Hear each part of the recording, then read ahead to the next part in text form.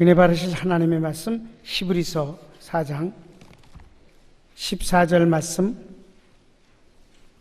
그러므로 우리에게 큰 대제사장이 계시니 승천하신 이 곧 하나님의 아들 예수시라. 우리가 믿는 도리를 굳게 잡을지어다. 우리에게 있는 대상은 우리의 연약함을 채울하지 못하실 리가 아니요 모든 일에 우리와 똑같이 시험을 받으신 이로되 죄는 없으시니라.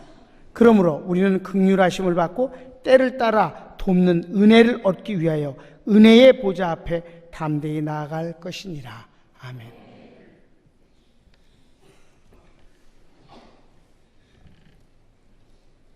하나님께서 이 시간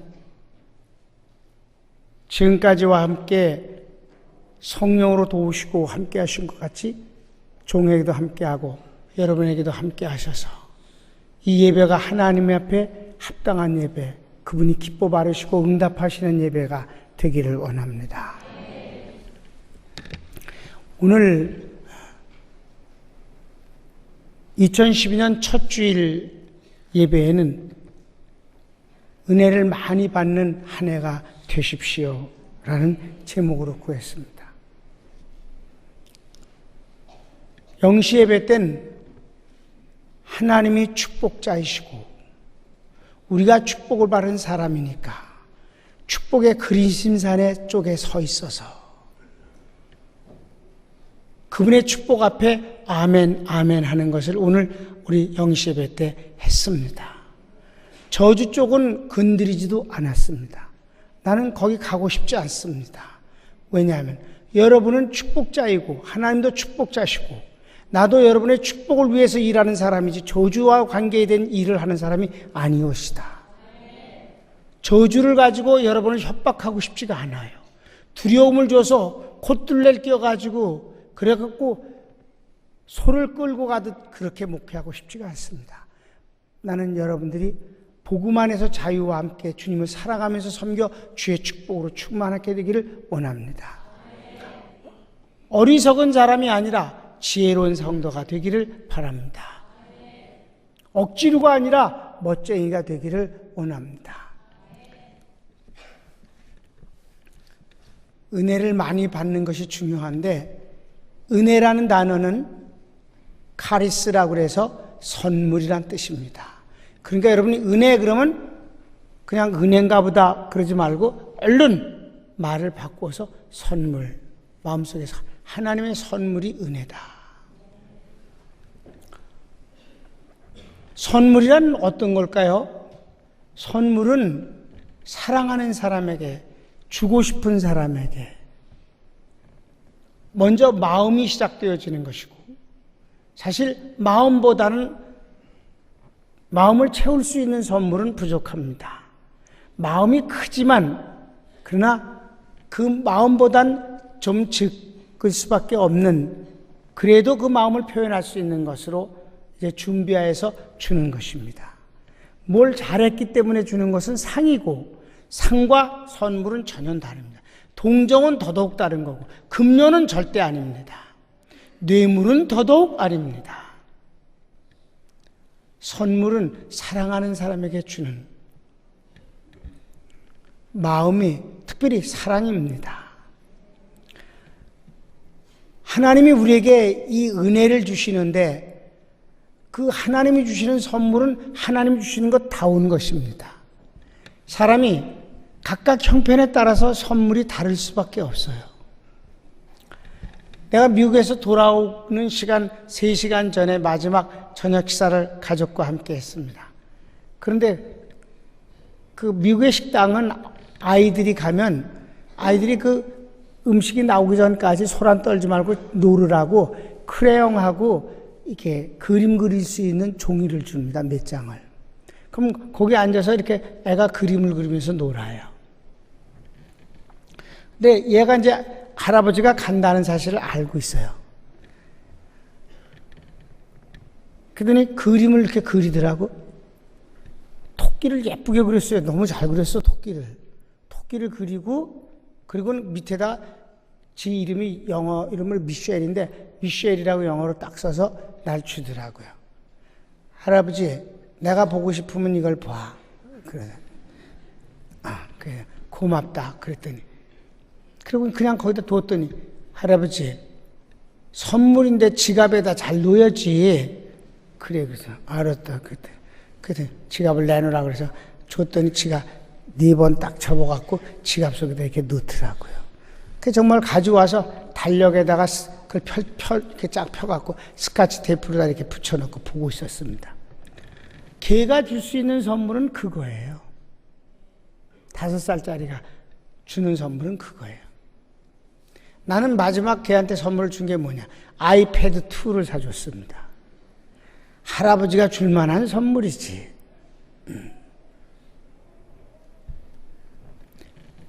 사람마다 선물의 내용이 거기에 닿고 맞게 되어 있는 것입니다.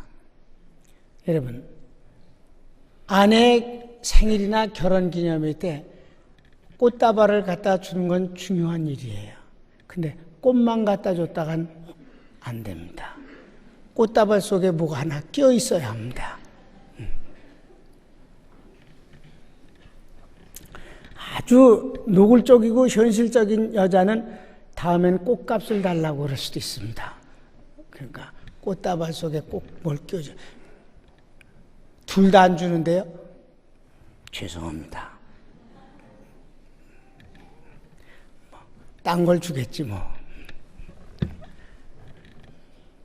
하나님이 우리에게 주시는 선물은 뭘까요?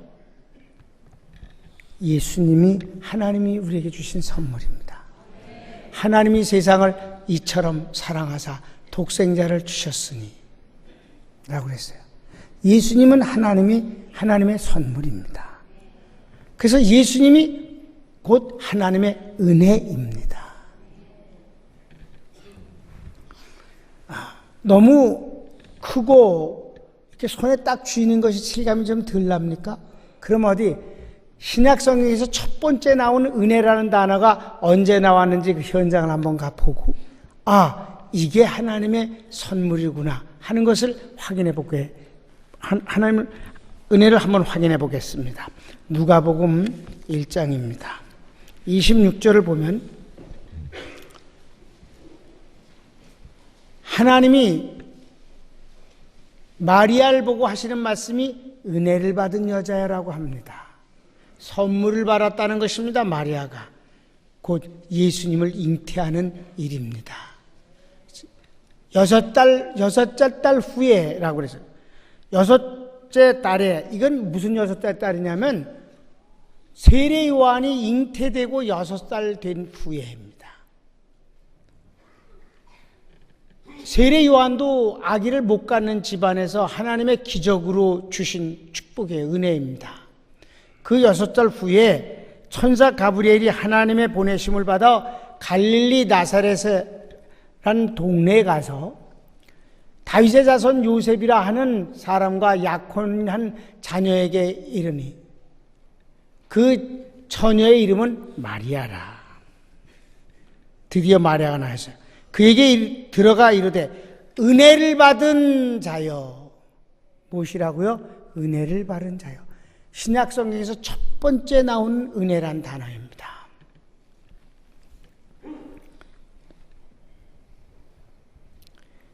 평안할지어다 주께서 너와 함께 하시도다 하니 처녀가 그 말을 듣고 놀라 이런 인사가 어찌함인가 생각하며 천사가 이르되 마리아여 무서워 말라 네가 하나님의 은혜를 입었느니라.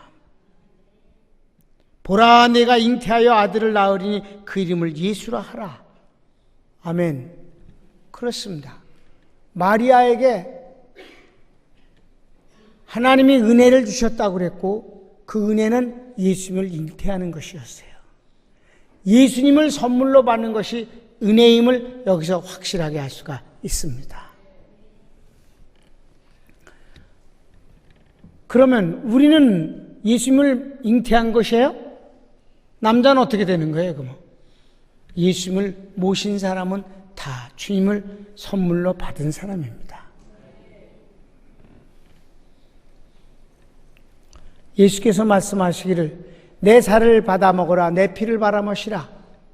내 살을 먹고 내 피를 받아 마시는 내가 아버지 안에 있고 아버지가 내 안에 있는 것처럼 너희도 내 안에 거하고 나도 너희 안에 거하리라. 십자가에 죽으시는 날 밤 주께서 말씀하시는 성령을 보내주시겠다는 약속을 하시면서 그날에는 내가 아버지 안에 아버지가 내 안에 있는 것 같이 내가 너희 안에 거하리라 라고 말씀하셨어요. 그러니까 우리는 예수님을 믿는 사람은 하나님의 예수님을 우리 영 속에 보내주신 것입니다. 마리아와 같이 은혜를 입은 사람임을 믿으시기 바랍니다. 하나님이 세상을 이처럼 사랑하사 독생자를 주셨으니 이는 저를 믿는 자마다 멸망치 않고 영생을 얻게 하려 하심이라 하셨어요. 그럼 예수님을 은혜로 받았으면 그건 구체적으로 뭐란 말인가? 여러분, 은혜란 하나님의 선물인데 그냥 관념론적인 것이 아니고 실제적인 능력이고 실제적인 역사하는 힘이고 지혜입니다. 예수님은 죽으신 분이 아니에요. 묶여있는 분이 아니에요. 그분은 일하시는 분이에요. 살아계신 분이. 그분이 말씀하셔서 나는 산자의 하나님이라. 왜냐하면 내가 살았기 때문이다. 그러면 주님을 모신 우리에게 하나님의 그 선물이 구체적으로 들어가는 것은 뭐냐? 두말할 것도 없이 하나님의 생명입니다. 여러분, 우리가 예수를 믿는 사람은 죽어도 살겠고 살아서 나를 믿는 자는 영원히 죽지 아니하리니 이것을 내가 믿느냐라고 마르다에게 주님이 말씀하셨어요. 나는 부활이요 생명이니 누구든지 나를 믿는 자는 죽어도 살겠고 살아서 나를 믿는 자는 영원히 죽지 않는다. 왜 그럴까요? 하나님의 생명은 죽지 않기 때문입니다. 하나님의 생명이 죽을 수가 없는 거예요. 여러분, 영생이란 단어는 히브리어로 조에라고 씁니다. 이 조에라는 영생이란 단어는 하나님의 생명이란 뜻이에요. 그러니까 예수님이 우리 안에 계시다는 말은 좀 더 구체적으로 말하면 하나님의 생명을 소유했다는 뜻이기 때문에 죽을 수가 없는 거예요. 육체는 죽어도 예수 믿는 사람은 절대로 그 영이 죽을 수가 없는 것은 성령, 곧 예수님의 생명을 모셨기 때문이다. 또 예수님을 믿는 사람은 죽어서 천국 간다 그래요. 당연한 것이 여러분 주님의 속성 가운데 생명과 그리고 그의 집이 있어요. 여러분 아이들이 다 밖에서 놀다가도 또는 밖에 나가서 일들 하다가도 저녁이면 집을 찾아 들어가는 것입니다. 가정입니다. 우리가 주님을 모셨기 때문에 주님의 집에서 사는 건 당연한 것이에요. 믿습니까? 여러분이 가정 다 각자의 집에서 사는 것처럼 우리가 주님의 집에서 사는 건 당연한 것이에요. 예수님의 어린 모습 때 한번 모습을 볼까요? 여러분 두 장을 남기면요.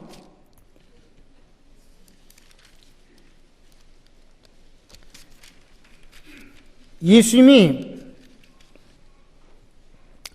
12살 때 처음으로 성전에 부모와 함께 올라간 사건이 기록되어 있습니다. 전 세계에서 믿는 사람들이 다 예루살렘 성전으로 모이기 때문에 그 인구는 어마어마하고 거기서 제사를 지내는 모든 행위들도 정말 그 규모가 대단하기 때문에 이 부모가 정신이 없었어요. 그리고 이제 집에 가자고 그래갖고 집에 가는데 거의 하루길을 갔는데 그제서야 정신 차리고 예수님이 안 보이는 것을 발견했어요.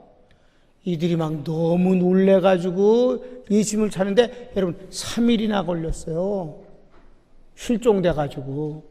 그래서 마지막엔 예루살렘 성전까지 올라왔다니까요. 참 너무 우스워. 보면 말이에요. 이렇게 말씀하셔요.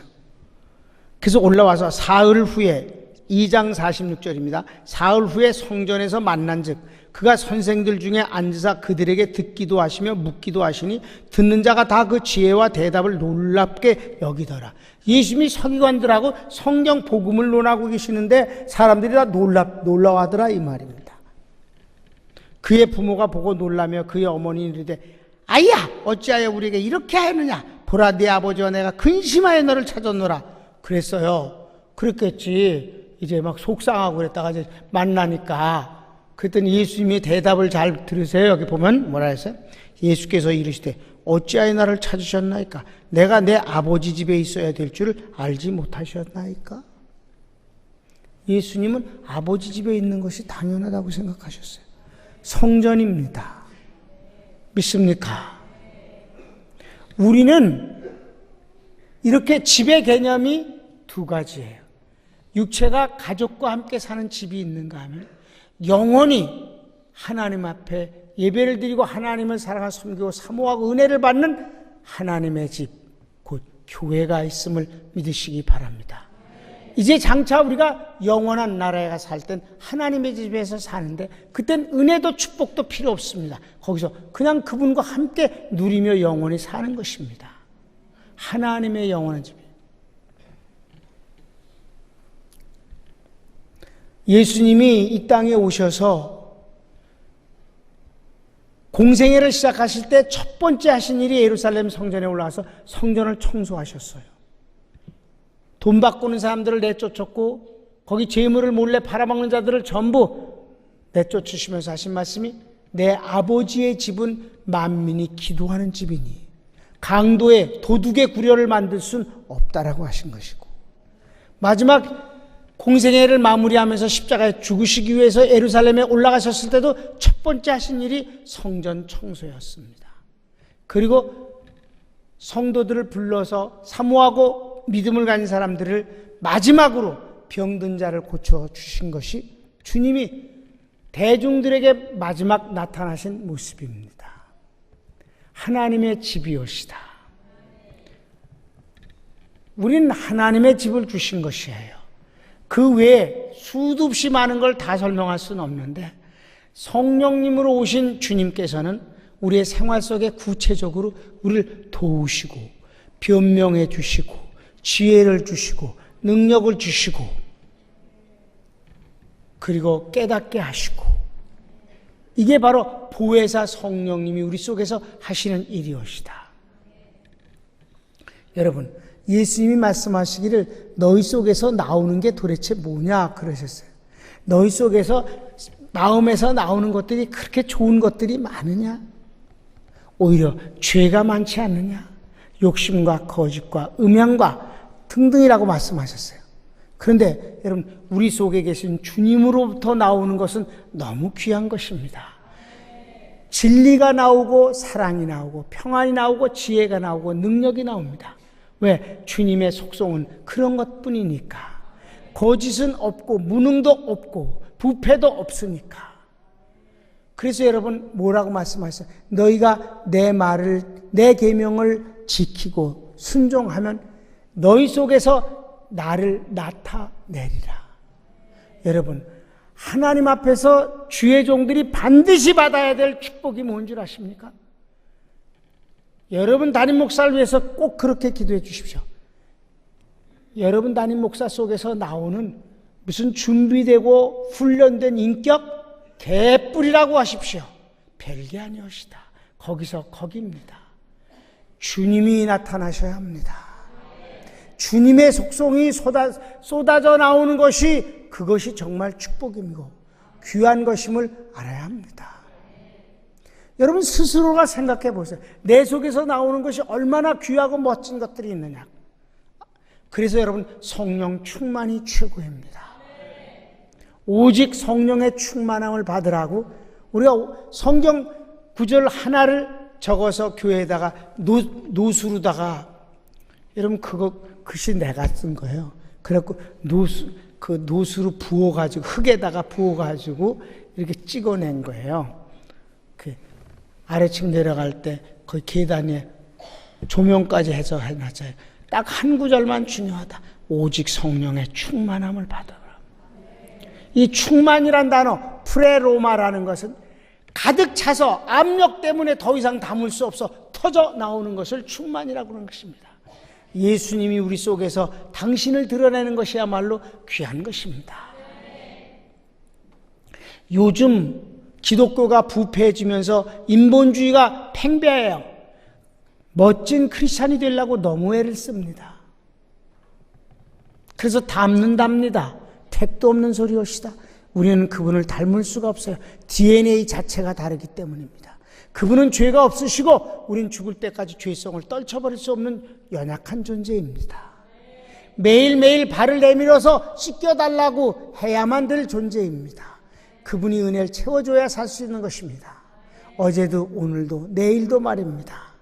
그런데 가장 근사한 건 은혜입니다. 주님이 우리 속에 계셔서 그분이 그분의 속성을 드러내게 하시는 일 말이에요. 이게 바로 은사로 따지면 고린도전서의 9가지 은사 그리고 13장의 제일 큰 은사인 사랑입니다. 고린도전서 13장의 사랑은 노래를 불러서 나오는 게 아니에요. 그건 사람이 할 수 있는 사랑이 아닙니다. 너무너무 어렵고 고귀한 것입니다. 그건 우리 속에 계신 성령님께서 역사하심으로 그 사랑이 나타나고 드러내는 것이옵시다. 여러분, 은혜를 많이 받아야 할 이유가 거기 있습니다. 그럼 은혜를 어떻게 받느냐고요? 시간이 짧기 때문에 이렇게 큰 제목만을 댑니다. 여러분, 은혜는 예배를 통해서 받도록 하나님이 만들어 주셨습니다. 언제 받는다고요? 예배를 드릴 때. 예배를 드릴 때 하나님은 이 선물을 주십니다. 그런데 축복은 즉시 주시는 게 아니에요. 은혜는 선물이기 때문에 즉시 주십니다. 대가도 아니기 때문이며 시간 걸려서 주는 게 준비했던 것을 탁 내주시는 것이 선물입니다. 왜 예배 때 가능하냐면 은혜는 영적인 것이에요. 하나님의 속성입니다. 그러니까 즉각 우리 영 속에 주시는 겁니다. 은혜는 돈이 아니에요. 은혜는 음식도 아니고 옷도 아닙니다. 은혜는 하나님의 속성이에요. 그런데 이 은혜는 어떤 돈보다 큰 것입니다. 여러분, 몇십억을 갖고 건강을 살 수가 있겠습니까? 자식을 귀하게 길러주시는 일이 어찌 돈으로 가능하겠습니까? 하나님의 은혜옵시다. 예배를 잘 드리는 것은 그만큼 중요한 것입니다. 나는 몇 년 동안 목회를 하면서 올해 한 번 더 예배를 드리겠습니다라는 기도의 제목을 주보에 맨 앞에 기록해 놓기도 했습니다. 정말 우리 교인들은 예배를 잘 드리게 됐습니다. 특별히 10년이 넘도록 예배위원들이 펑크가 나지 않았습니다. 정말 하나님이 받으실 만한 일이며 기뻐하신 일이며 또 하나님이 그렇게 역사하셨기 때문에 펑크가 나지 않은 일인 것입니다. 나 오늘 깜짝 놀랐어요. 9시 예배를 마치고 장로님과 함께 저 지하 1층에 우리 부럭방을 아주 멋지게 만들었거든요. 그게 지난주 금요일 날 마무리가 됐어요.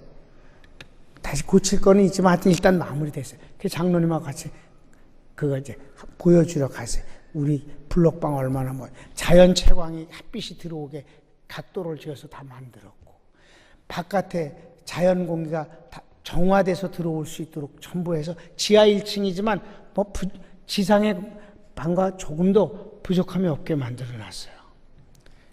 그걸 보러 갔는데 오늘 기도와 순서를 맡은 최무경 권사님이 만났는데 나한테 인사하면서 제가 오늘 순서가 아닌데요. 제가 순서가 됐어요.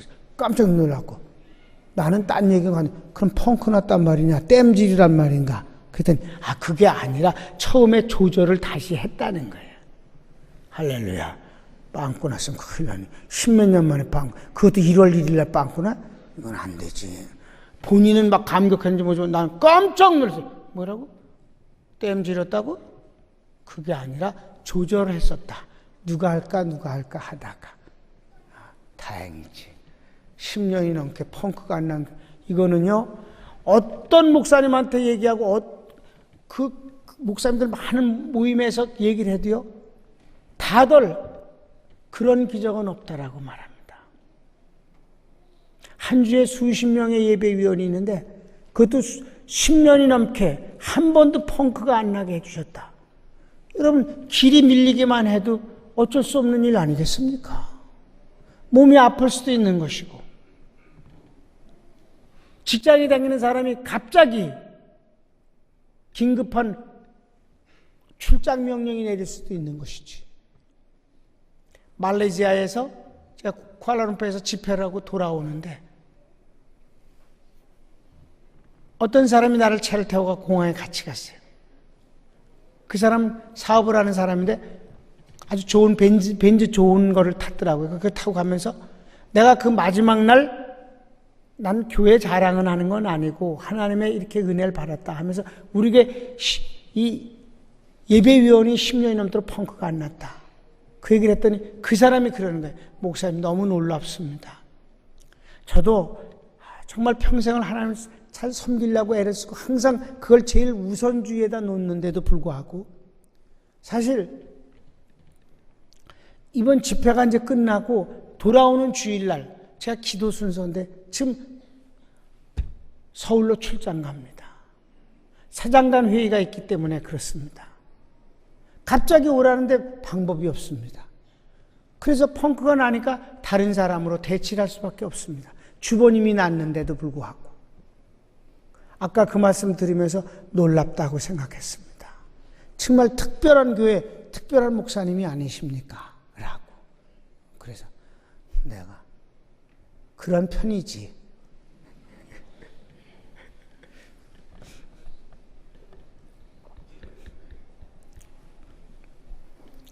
여러분 예배를 잘 드리십시오. 하나님의 예배 때 선물 절대 공짜란 말 하지 마세요. 공짜는 없어요. 선물을 준비하고 주는 사람이 그걸 다 준비하느라고 다 값을 지불한 것입니다. 마음의 값을 지불했고 구체적으로 돈을 지불하고 구체적으로 애를 썼고 믿습니까? 공짜가 아니에요. 선물입니다. 예배 때는 하나님이 아무리 큰 양을 주어도 그것이 영적인 것이기 때문에 우리 속에 담는데 부담이 없다는 것입니다. 은혜가 최고입니다. 여러분 축복은 금 200kg를 주면 무슨 재주로 여러분이 들고 가겠습니까? 모르지 욕심을 내서 들었다가 깔려 죽는지는 몰라도 불가능한 일이었다. 그러나 200kg 이상 되어지는 값의 은혜를 여러분들은 전혀 무게감을 느끼지 아니하고 영속에 받아갈 수 있습니다. 예배를 잘 드리면요, 기본적으로 내가 목회하면서 지금까지 보면 예배를 잘 드리는 사람은 하나님이 기본적으로 건강의 축복을 주시고요, 생명과 건강의 축복을 주시고 자식들을 주님이 귀하게 길러주시는 것을 언제나 보게 됩니다. 여러분 예배를 잘 드리는 것과 그렇지 않은 것의 차이는 1년 동안은 별로 티가 안 납니다만 2년이 지나고 3년이 지나면서부터는 점점 그 갭이 벌어지는 것입니다. 그걸 메울 방법이 없어요. 왜냐하면 시간이기 때문에 그렇습니다. 난 올해 여러분들이 은혜를 많이 받는 한 해 되기를 바랍니다. 정말 은혜를 많이 받아야 그 다음 축복도 받습니다. 은혜가 우선이에요. 그 다음에 축복이고요. 은혜를 받은 사람이 상급도 받을 준비가 된다는 사실을 알아야 합니다. 2012년도에 이 신년 축복 기도회에 제가 메시지를 준비한 것은, 복음을 준비한 것은 이렇게 준비했습니다. 축복과 그리고 축복을 은혜처럼 받는 비결과 상급에 대해서 전하겠습니다. 올해 여러분들이 주님의 가운데서 아름다움을 통해, 여기 뭐라 그랬어요? 오늘 히브리서 4장 14절 이후에 뭐라 했어요? 이러므로 때를 따라 돕는 은혜를 받기 위하여 은혜의 보좌 앞에 담대히 나아갈지어다. 은혜를 받기 위해서 사모해야 하고 또 주님께 나아가라는 것입니다. 주님이 기뻐하시는 믿음이 뭔 줄 아십니까? 믿음이 없이는 하나님을 기쁘시게 못하나니 하나님께 나아가는 자는 반드시 그분이 계신 것과 또한 자기를 찾는 자에게 상 주시는 이심을 믿어야 할지니라. 그렇게 되면 여러분 우리의 삶, 왜 이렇게 은혜를 말할까요? 상대적입니다. 천국은 은혜 필요 없습니다. 왜? 그 자체가 은혜이기 때문입니다. 이 세상은 하나님의 은혜를 받지 않고는 살 수가 없어요. 너무 험하고 어렵습니다. 거기에 비해서는 우리는 연약하고 그리고 지혜롭지 못합니다. 여러분, 하나님은 지혜로우신 분이에요. 그분이 축복하시면 막을 자가 없습니다. 여호와께서 집을 세우지 아니하시면 집 짓는 자의 수고가 헛되며 여호와께서 성을 파수해 주지 아니하시면 파수꾼의 경성함이 허서로다. 너희가 아침 일찍 일어나고 저녁 늦게 누우며 수고의 떡을 먹음도 헛되도다. 뭐예요? 하나님이 집을 세워주셔야 하고 하나님이 지켜주셔야 하고 하나님이 필요를 공급해 주셔야 된다는 거예요. 사랑하는 자에게 잠을 주시는도다. 자식도 자식 우리가 기르는 줄 아세요? 자식 우리가 축복하는 줄로 착각 마세요. 자식을 위해서 우리가 희생하고 자식을 위해서 간절한 마음이고 자식을 위해서 뒷바라지할 뿐입니다. 축복은 주님 몫입니다. 자식은 여호와께서 주신 기업이요 태열매는 그의 상급이로다. 젊은 자의 자식은 전통에 가득한 화살 같으니 그 전통에 자식 가득한 자는 복이 또다. 저가 성문에서 원수를 만날 때 수치를 당치 아니하리로다. 하나님이 길러주셔야 하고 하나님이 축복 주셔야 합니다.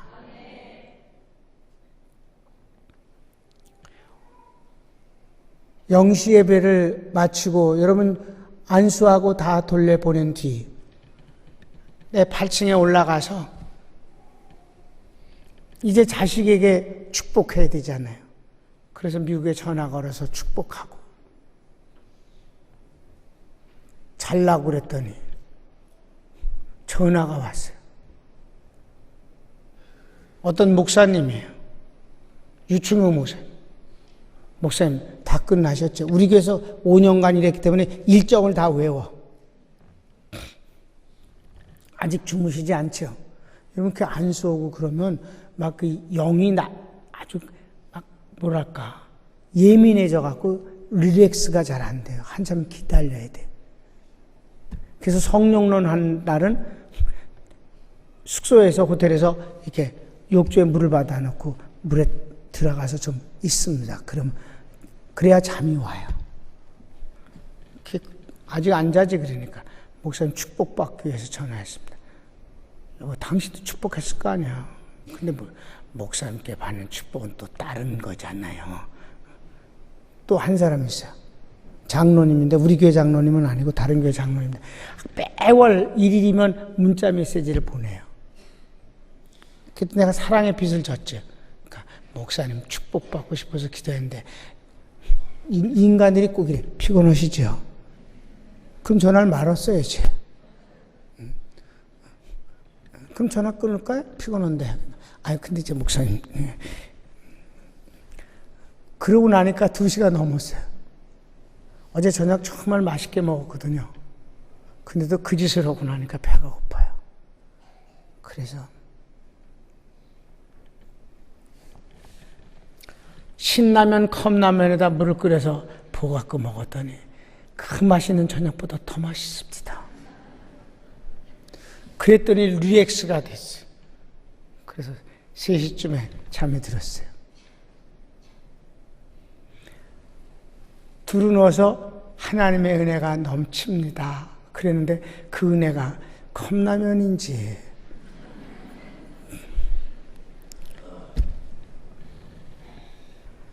여러분 이 얘기를 왜 했느냐 하면 사람마다 은혜를 느끼고 실감하는 것은 클 수도 있고 작을 수도 있고 가장 작은 것이 내게는 가장 소중할 수도 있고 가장 필요할 수도 있다는 것이에요. 여러분 사람은 그걸 못 채워줘요. 하나님은 정말 섬세하신 분이라 우리를 채워주실 수 있는 분이에요. 그게 컵라면이 너에겐 가장 필요한 거라면 그걸 주시는 것이고. 손을 모읍시다.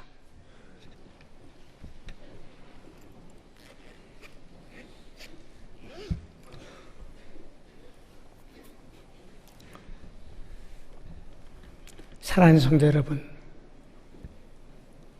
담임 목사 여러분 사랑합니다. 그러나 주님이 더 사랑하십니다. 여러분, 올해 주님 은혜 많이 받고 삽시다. 왜냐하면 주님이 이렇게 말씀하시죠. 내가 너희를 세상에 내보내는 것이 마치 어린 양을 이리가 우글대는 곳에 보내는 것 같도다. 그러므로 너희는 뱀처럼 지혜로우라. 비둘기처럼 순결하라. 볼지어다 내가 세상 끝날까지 너희와 항상 함께 있으리라. 사랑하는 여러분, 하나님의 놀라우신 은혜를 인정하십시오. 필요 없다고 하지 마십시오. 그리고 사모하십시오. 하나님은 여러분이 은혜를 사모하는 자체를 기뻐하시고 응답하시고 여러분이 누리는 걸 보면 더욱 기뻐합니다. 진정 사랑을 하는 사람에게라면 선물을 준 뒤에 선물을 받은 그가 기뻐하면 얼마나 좋아하겠습니까? 난 우리 손녀가 감사합니다라고 할아버지 감사합니다 그래라 그럼 막 야단칩니다. 감사하긴 뭘 감사하냐? 그런 말 하지 마라. 예슬아, 네가 그것이 좋거들라. 할아버지 이게 너무 좋아요. 이렇게 말하라. 감사하다는 말 할아버지한테 절대 하지 마라. 다른 사람한테는 감사합니다 그래라. 할아버지한테는 절대 고맙다고 하지도 말고 감사하다고 하지 말고 이게 너무 마음에 든다고 그러고 이게 너무 좋다고 그래라. 그러면 할아버지가 더 기쁘다. 하나님은 축복을 주시고 그 축복을 기뻐하며 잘 누리고 살면 그걸 보시기에 더 즐거우신 분이십니다. 그러지 않았습니까? 주님이 천지를 창조하시고 축복을 받을 지어다 하시고 풍성하라 하시고 그리고 뭐라고 하셨습니까? 하나님이 보시기에 좋았더라. 여러분 올해 하나님 은혜 많이 받읍시다. 하나님 은혜 많이 받읍시다. 다 같이 주여 한번 부르기도 합니다. 주여. 오 사랑하는 주님.